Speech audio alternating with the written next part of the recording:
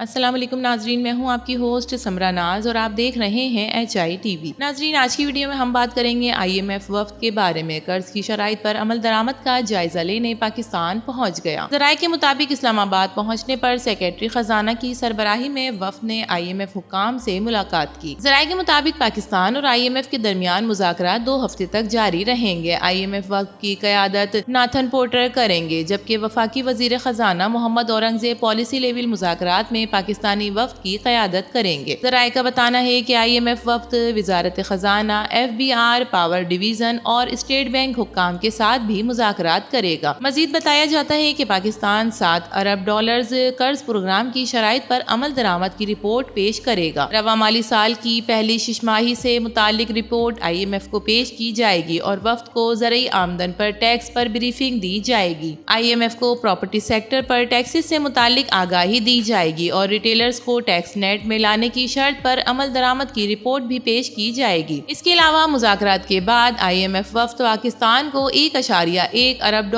جاری کرنے کے بارے میں سفارشات مرتب کرے گا۔ پاکستان اور IMF کے درمیان مذاکرات 2 ہفتے تک جاری رہیں گے۔ IMF وفد کی قیادت ناتھن پورٹر کریں گے، جبکہ وفاقی وزیر خزانہ محمد اورنگزیب پالیسی لیول مذاکرات میں پاکستانی وفد کی قیادت کریں گے۔ ذرائع کے مطابق IMF وفد پہلے مرحلے میں ٹیکنیکی سطح پر مذاکرات کرے گا، دوسرے مرحلے میں پاکستان اور IMF کے درمیان پالیسی لیول کے مذاکرات ہوں گے۔ ذرائع کے مطابق IMF وفد کو زرعی آمدن پر ٹیکس پر بریفنگ دی جائے گی۔ IMF کو پراپرٹی سیکٹر میں ٹیکسز کے حوالے سے آگاہ کیا جائے گا۔ اس کے علاوہ IMF کو ریٹیلرز اور ٹیکس نیٹ میں لانے کی شرط پر بھی عمل درآمد کی رپورٹ پیش کی جائے گی۔ تو ناظرین، پاکستان اور IMF کے درمیان قرض پروگرام کے بارے میں آپ کی کیا رائے ہے؟ اپنی قیمتی رائے سے ضرور آگاہ کیجیے گا۔ ویڈیو پسند آئے تو اسے لائک کیجیے، HI TV کو سبسکرائب کیجیے۔ تو پھر ملیں گے کسی اور نئی ویڈیو کے ساتھ، تب تک کے لیے اللہ حافظ۔